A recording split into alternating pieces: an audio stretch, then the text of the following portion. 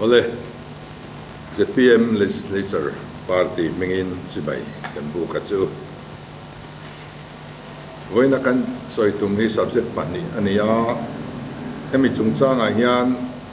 motion pahnih nimina top ta session a khan ka thelu ta a pahnin kan speaker in min hnawl sak awangin voina hian in ma soi chua alo tul pha ta ani a pakhat na chu compensate scandal tiani panina hian health department chungchang ani ve thunga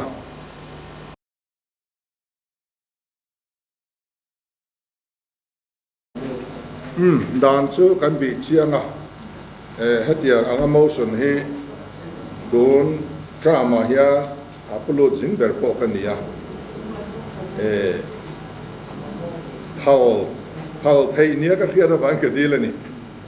amaros chu speaker thu nei nei sang em a hnawl theih thun mai ni tunam adu sak zong chu ni langin